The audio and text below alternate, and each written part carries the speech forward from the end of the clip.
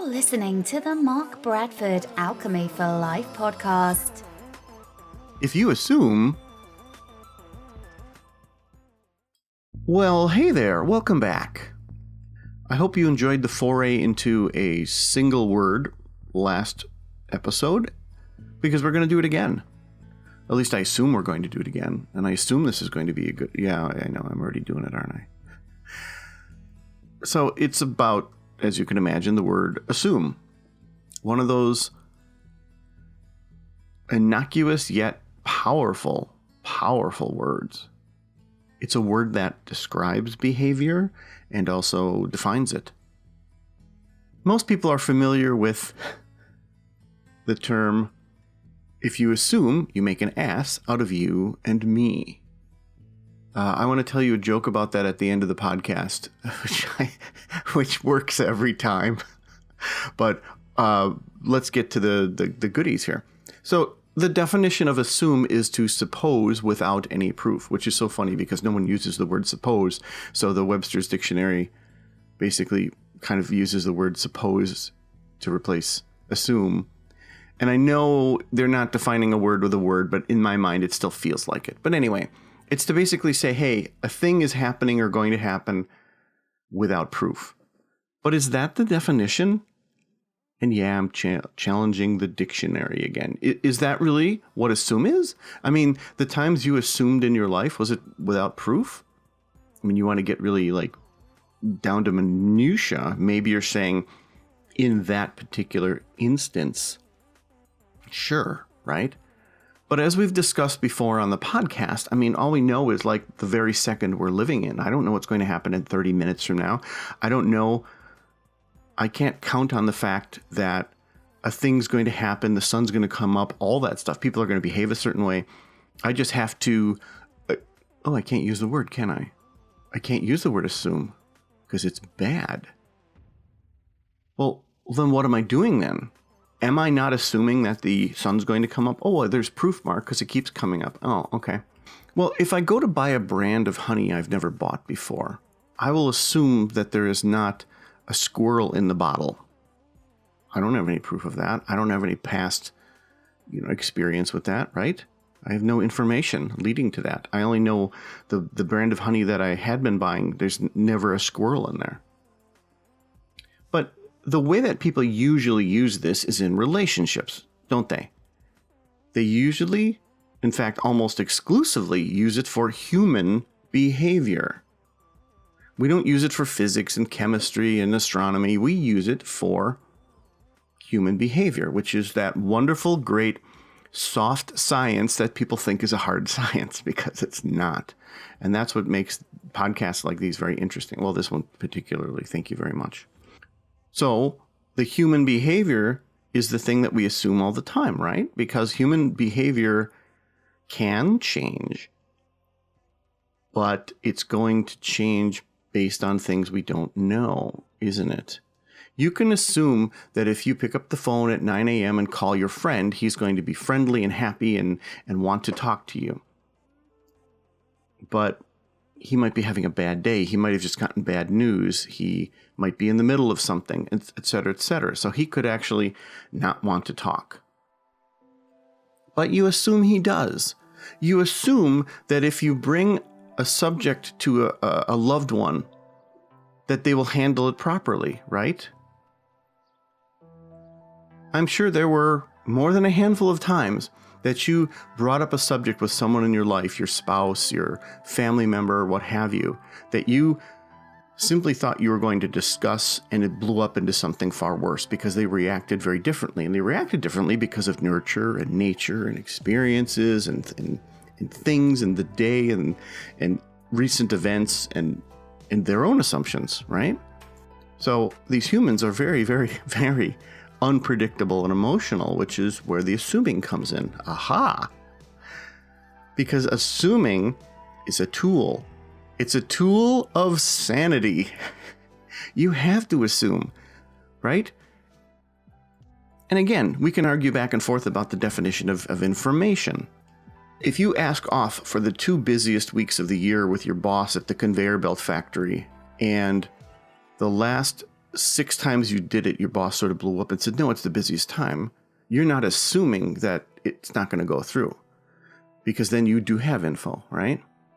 But then you ask anyway, and then he says, oh, sure, yeah, sure, we've sort of made some changes that you didn't realize. We have some, what? Well, I didn't assume, but now I was wrong. Or did you assume? You shouldn't have assumed that. You should have just asked anyway. What? That's confusing, isn't it? It's because people use assume and they flip it back and forth to serve the outcome. And these emotional humans use it when you predict a negative behavior that's probably accurate, right? Well, I did want to tell you, but I assumed you were just going to get mad again. You never give me a chance. Well, actually, I did like 7 times. Well, don't assume, okay? Don't assume. Oh, so we can do that thing? No, now I'm upset at you. Well, that's what I said. No, I'm upset because you assumed. Okay. Thank you, emotional ball of stress human. So we have this word that defines this thing that other people define for us, which is really, really dangerous, right? I mean, if I say I'd like a cup of coffee, and I pour myself a cup of coffee as a measurement, I know I'm getting a cup. If I go to a restaurant and I say I'd like a cup of coffee, depends on the restaurant, doesn't it? You might have free refills, which means your cup is 16 liters. Sorry, I went metric.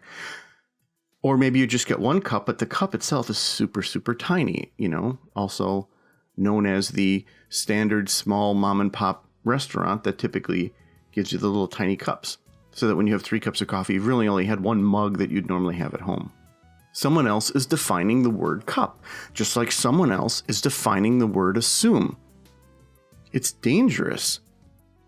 It's dangerous because not only are they defining the word, but they can label your behavior with that word inaccurately. In fact, they can label you and your behavior without any regard for the definition of what assuming is. So if you create a behavior or do something with a person and they don't like that behavior, they can say, well, you shouldn't have assumed. Can you stop assuming things?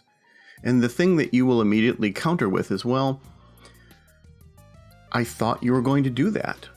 I presupposed you were going to do that. I based it off of things you were doing. Yeah, but you assumed. It's just a label again. It's a label that has negative connotations that can be applied to your behavior to make you feel bad and to manipulate basically what you do.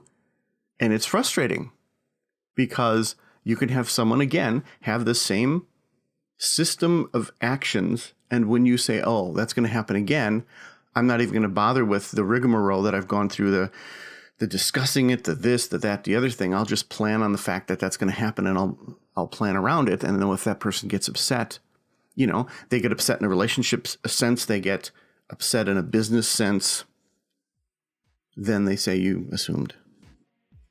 Okay, so what can we do about this, right? What can we do? Well, not a lot. Just, we can remember that this is a label being applied to us. This is a definition being applied to us from external sources, and that all we can do is try to use our logical brain to figure things out as best as we can. And we have to try to not fall in the trap of, oh, well, I don't want this person to assume, therefore I'm going to tell him this, that, and the other thing. Well, that sort of works. But again, I just be aware of the pitfall of assumption, and not so much on your part, but on the fact that people can label it and use that as an argument. So I know it's an unusual podcast, but I think it was important to know that because there's so much power in that word. But not when you use it like, well, I assume this is going to happen, so I'm just going to do this. Well, no power there. If someone says, oh, why did you assume that? Well, now suddenly you're being labeled. So be mindful of that. Don't get too caught up in it. Don't get too caught up in, oh, should I assume, should I not assume? Just try to follow a logical course of action with these crazy humans. So here's the joke, which I just love. So the old phrase is, if you assume, you make an ass out of you and me, right? Well, try this with someone. If you assume, you make an ass out of you, meaning pointing your finger at them, and then just drop it. And their lizard brain will complete it. But their lizard brain will make them say it out loud. And they'll say, and me. So now you've called them an ass, and so have they. Have a lovely day. Bye-bye. Hey there, thanks for listening. You know I always enjoy your feedback. The prequel to the Sword and the Sunflower duet, called Upside Down, is now available. The Sword and the Sunflower is available as Kindle, paperback, and audiobook, with the other two, Amira and Upside Down, being available as Kindle and paperback. Well, actually, all three books are now available in hardcover.